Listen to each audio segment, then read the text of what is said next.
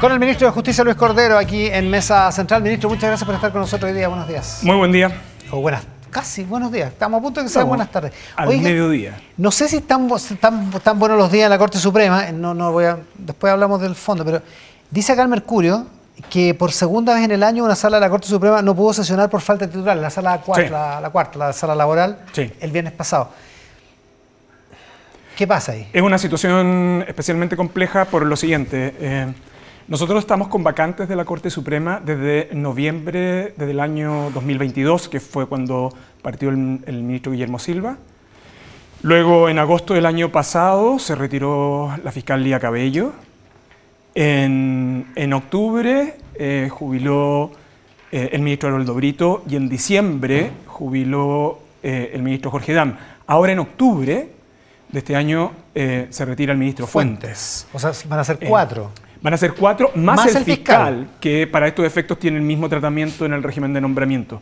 Entonces, la situación es especialmente compleja por las razones que son del todo conocido, y por eso es tan relevante que los procesos de nombramiento se normalicen. El gobierno ha presentado... ¿A qué llama usted que se normalicen? Que avancen del modo en que se encuentran programados, la programación de la votación de la sala del Senado, tanto para las vacantes del ministro Guillermo Silva como para el ministro Aroldo Brito y la fiscal Lía Cabello, están programados en la sala del Senado el próximo martes. ¿El martes de esta semana? El martes primero. Ya. Y el proceso es un proceso bastante largo. O sea, ahí debería resolverse por lo menos esas dos.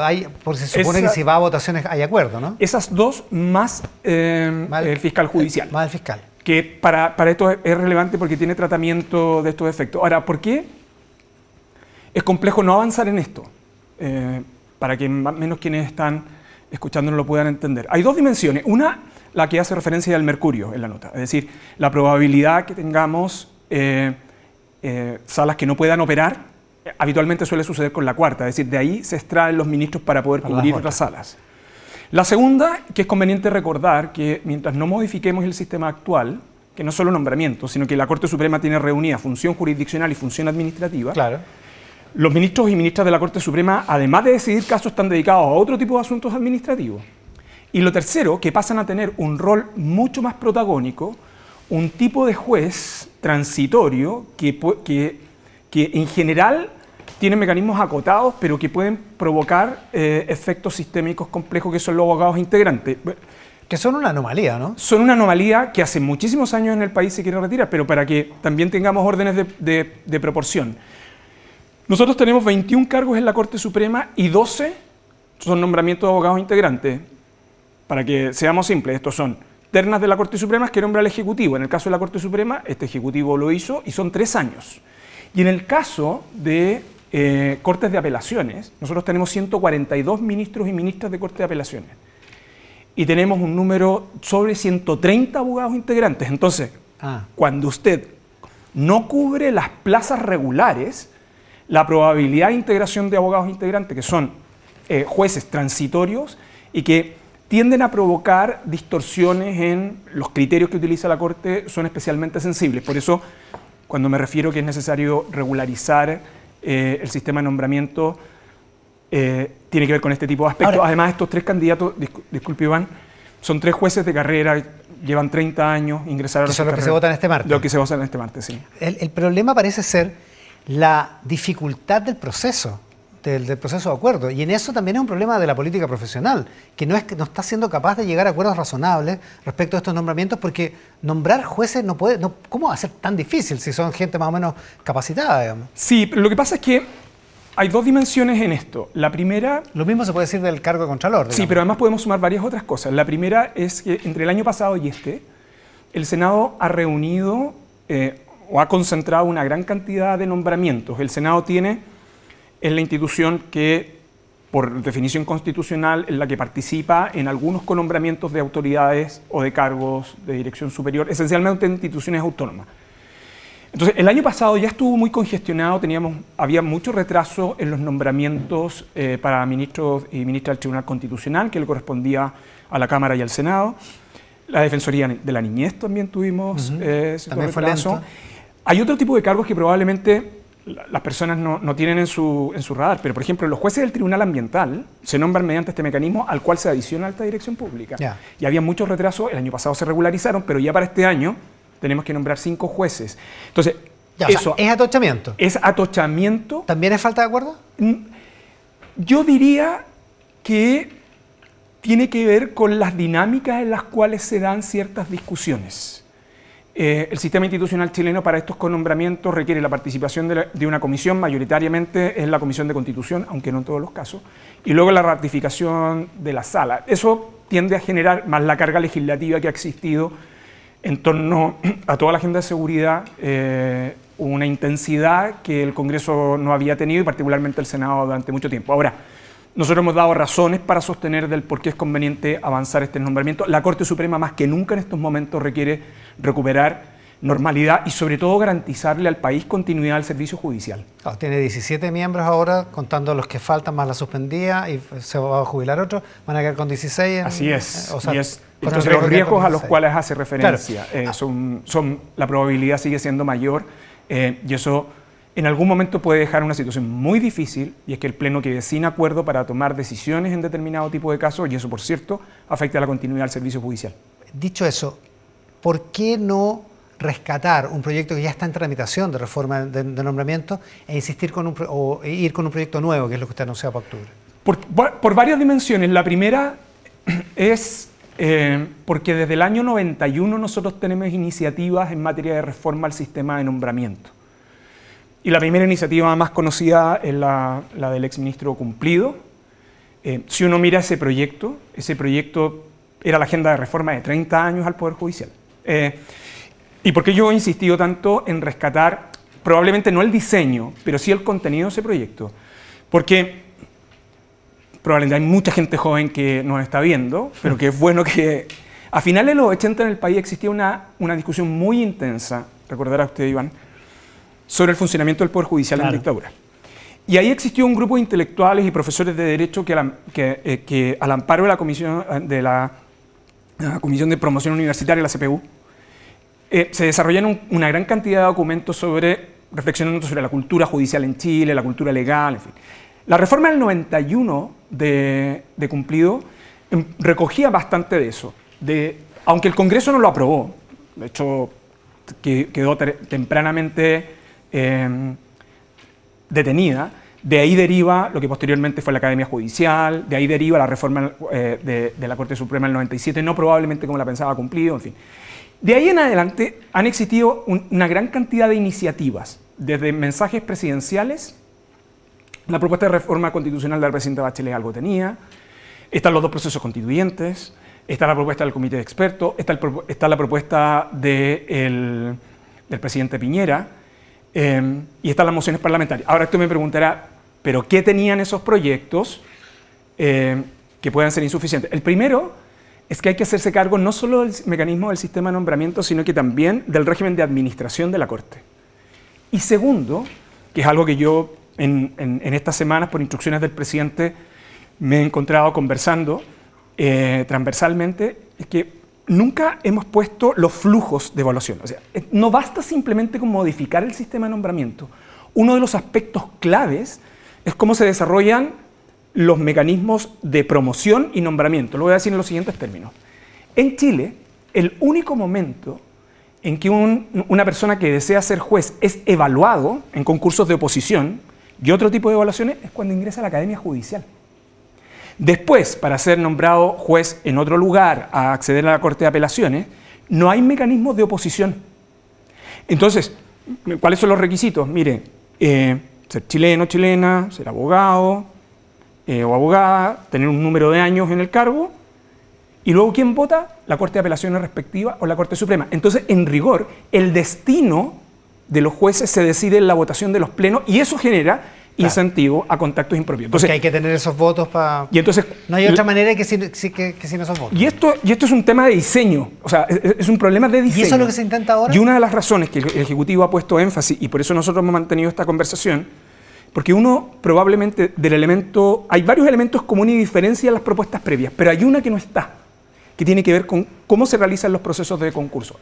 Y por eso el presidente de la República se ha referido a que nosotros debemos pasar a un régimen de nombramiento en base al mérito y la concursabilidad, es decir, la oposición para cada cargo. ¿Y ese va a ser el espíritu de esto? Y ese Ahora, va a ser ¿esto va a durar cuánto? ¿Un año de tramitación? ¿2 años? Mire, una de las características de las crisis de probidad y corrupción es que gatillan oportunidades, pero son ventanas muy acotadas. Y yo creo que parte de la conversación que nosotros hemos tenido a propósito de esta reforma constitucional y probablemente del régimen transitorio, que es el que estamos construyendo, que el presidente va a anunciar antes del 15 de octubre, es aprovechar de aquí antes del receso legislativo. Es una situación bien compleja. O sea que es una tramitación rápida. Efectivamente, nosotros tenemos temas bien claves para el país que debieran ser resueltos antes del receso legislativo, porque a partir de marzo las dinámicas legislativas están muy asociadas también a las dinámicas electorales. Se lo pregunto porque probablemente usted está pensando también en el tema de las cárceles. Sí. Porque necesita el tema de las cárceles, necesita un acuerdo, porque si no siempre hay alguien que se va a oponer a que hagan una cárcel al lado de su casa, digamos. Sí. Creo que lo hemos conversado en otra oportunidad, y yo vuelvo a insistir, la situación del sistema penitenciario chileno en términos de sobrepoblación es crítica. Nosotros estamos en alrededor de 58.000 personas privadas de libertad para un número de plazas en alrededor de 42.000. La sobrepoblación es muy significativa y el incremento ha sido en muy poco tiempo. No hay registro de ese incremento en tan poco tiempo. Es un desastre humano y desastre y financiero también, ¿eh? Y además de financiero, porque el Estado está pagando ahora sobreprecios, en algunos casos, en el caso de cárceles concesionadas, además es un problema de seguridad. Por cierto.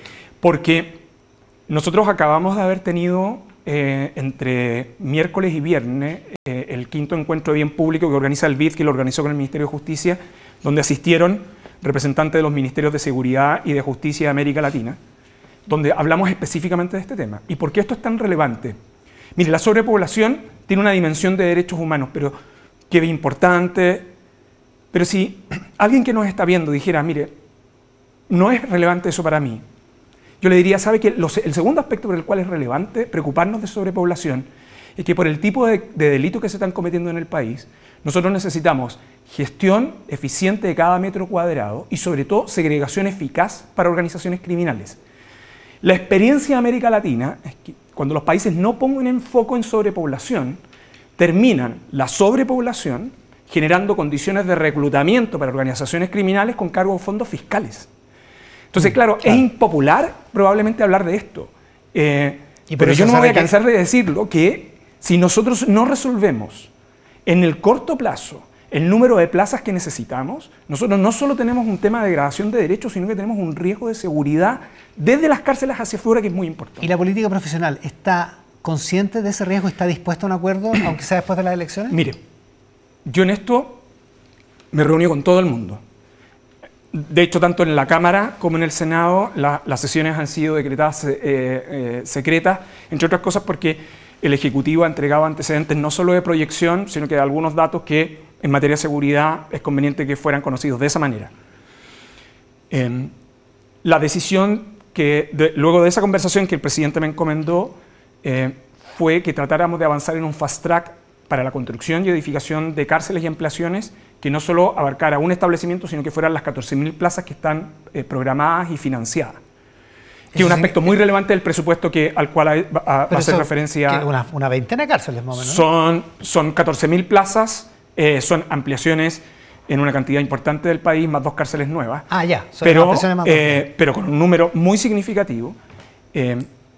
Y luego de esa ronda de conversaciones, luego el presidente de la República, tuvimos reunión con los diputados y senadores, las comisiones de seguridad en Cerro Castillo, que es un hecho conocido, donde se habló del tema migraciones, pero también se habló del tema cárceles. El Ejecutivo trabajó en el fast track para este conjunto de iniciativas, todos bajo el sistema de concesiones, y la decisión, conjuntamente con los parlamentarios, es ingresar inmediatamente después de la elección municipal. ¿Por qué? Nosotros hemos podido mostrar en cifras que todas las iniciativas de cárceles que no se construyeron entre 2010 hasta hoy son fundamentalmente producto de oposiciones locales y luego de parlamentarios. Si nosotros hubiéramos desarrollado esa infraestructura, probablemente tendríamos menos estrechez que ahora. Lo que quiero decir es que mis predecesores enfrentaron un conjunto de obstáculos. No hay otra manera de avanzar a resolver este problema sino con una ley que permita construir rápidamente, y cuando digo fast track significa excluir de permisología la construcción de cárceles. No tenemos otra manera de avanzar en esto. ¿Excluir de permisología? Excluir de permisología y en algunos casos reducir plazos significativamente. ¿Y con acuerdo transversal? Hasta ahora el acuerdo es transversal y el acuerdo, este es otro de los temas críticos. O sea, ¿habría acuerdo para cárceles? ¿Habría acuerdo para reforma de nominaciones?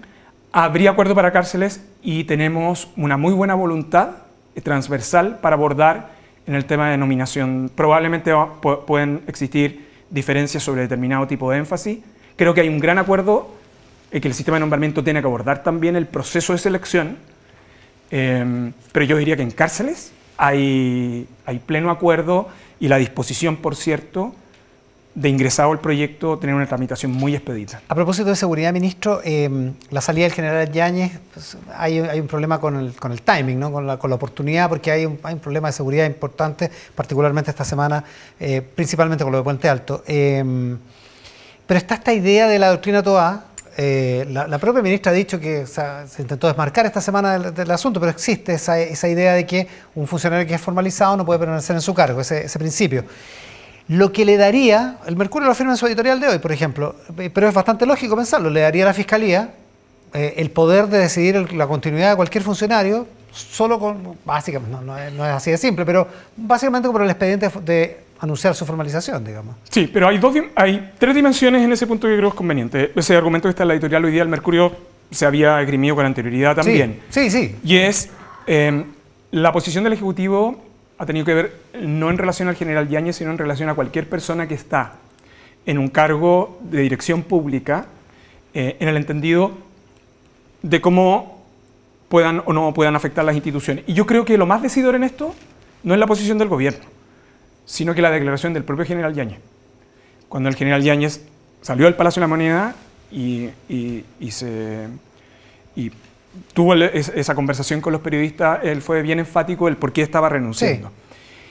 Y yo creo que ahí hay una dimensión... O sea, él dijo, yo nunca me imaginé ir a sentarme a la formalización como general director. Y eso tiene que ver con una dimensión que no es menor. O sea, se desacopló del principio. Y yo creo que hay un aspecto que no es menor. Perdone, pero el principio sigue existiendo. Independientemente de que el general Yáñez diga...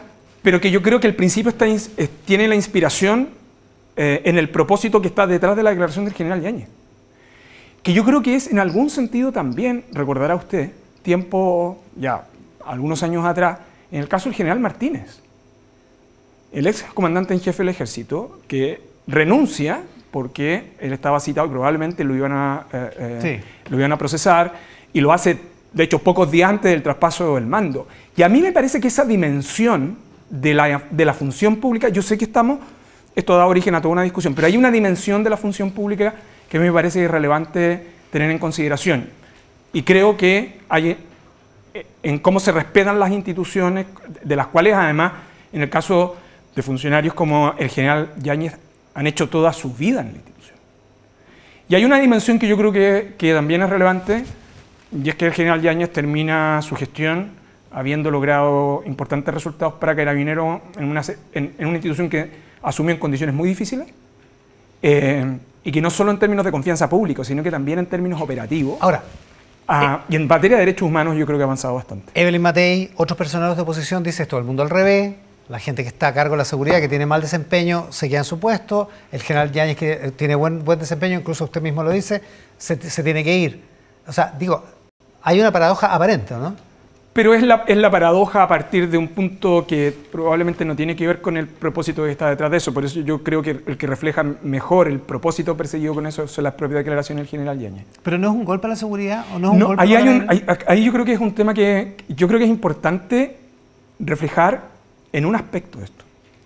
Los problemas de seguridad que tiene el país no son espontáneos.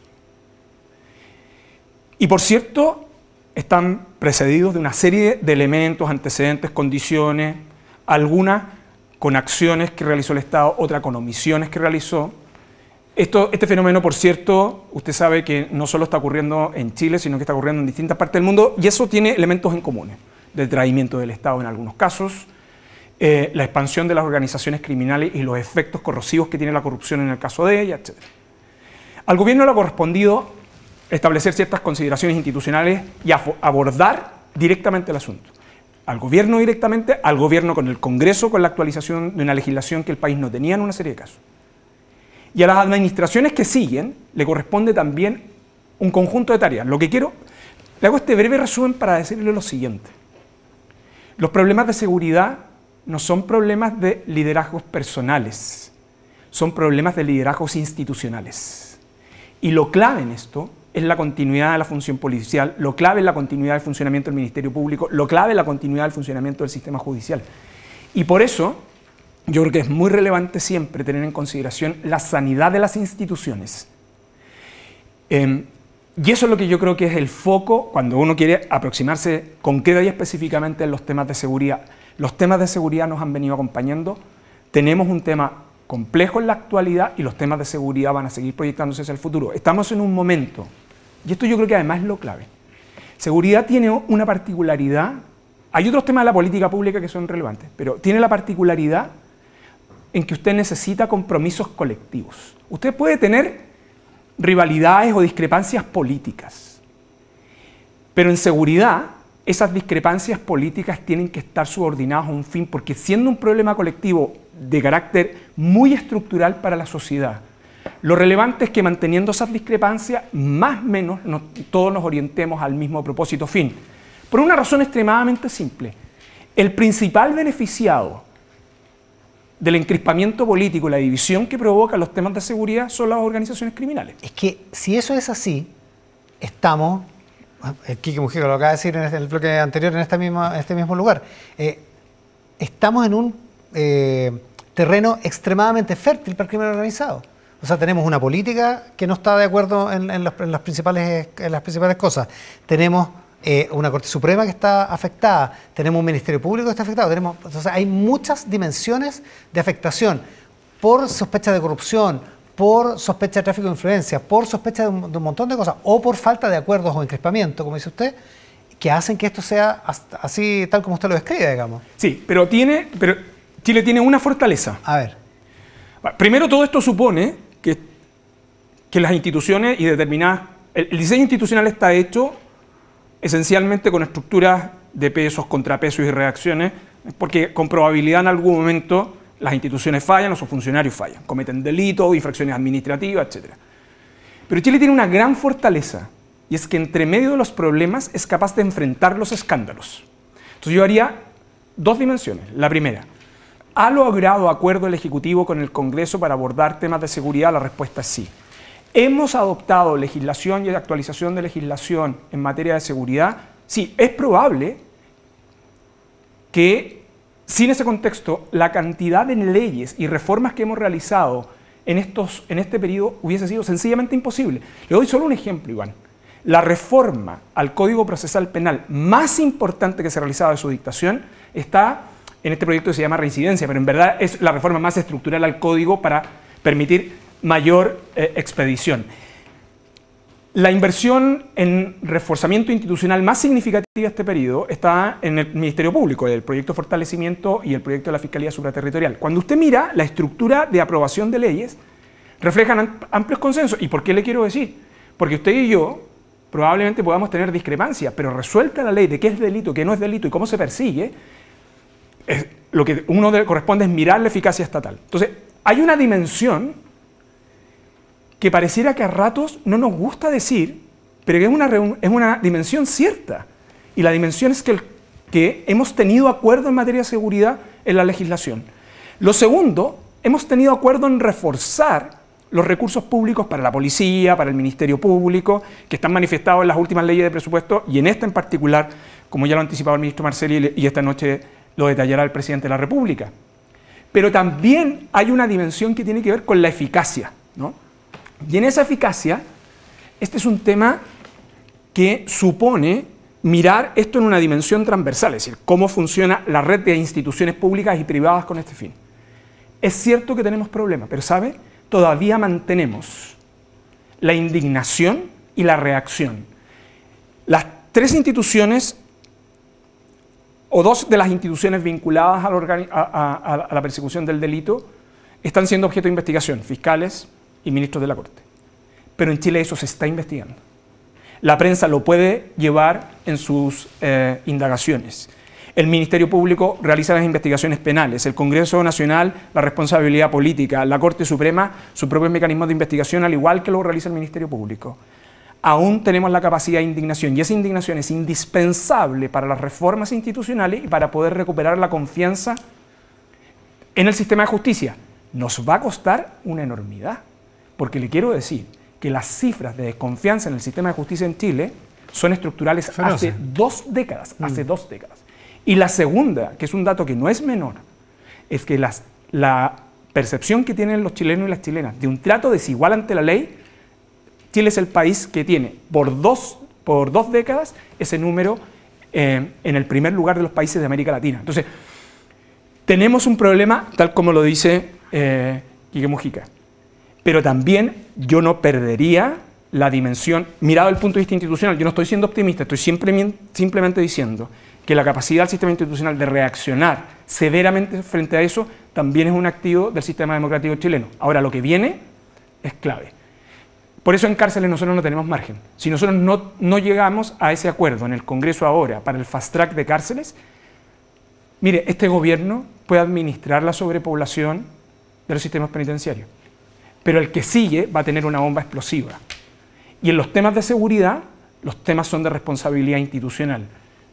Nosotros tenemos un antecedente, tenemos un presente, pero también tenemos un futuro respecto al cual es conveniente generar las condiciones hoy día para seguir abordándolo eficazmente hacia adelante. Mire, la seguridad tiene una dimensión que, claro, tiene que ver con la vida cotidiana, ¿no? Y por lo tanto, en contextos caóticos tenemos mentes caóticas, y eso tiene que ver con un problema en cómo el sistema institucional le da certeza a las personas y le provee confianza hacia el futuro. Y para eso, la única manera de hacerlo es entender que el acuerdo del sistema político es cooperativo, porque en el encrispamiento y en la rivalización solo ganan las organizaciones criminales. Eso, el acuerdo es el paso número 1. Vamos a ver si está ese acuerdo. Oiga, una última cosa antes que se vaya. Usted es ministro de Justicia, es abogado, pero también es profesor de la Universidad de Chile, de la Facultad de Derecho. ¿Qué le parece la controversia por el sueldo de la candidata Marcela Cuéllar? Yo me he referido estos días, y mi experiencia me indica que no hay nada más severo y no hay nada más importante para una comunidad universitaria que evaluarse a sí misma. Yo creo que la propia declaración hoy día el miembro de la Junta Directiva, de Alejandro Pérez, da cuenta de eso. La propia declaración del rector. Para las universidades, además, en contextos de acreditación, esta es una universidad que tiene una buena cantidad de años de acreditación. Las universidades, Chile tiene un sistema mixto, universidades estatales las universidades privadas que están en el CRUCH y las universidades privadas reconocidas por el Estado. Pero el elemento común es que todas forman comunidades universitarias. Las comunidades universitarias suelen ser las más severas con sus propios miembros. Y yo creo que eso es lo relevante en este caso en particular, en mi opinión. Ministro, muchísimas gracias por la gentileza de estar acá. No, por favor. Muchas Con gracias. el ministro de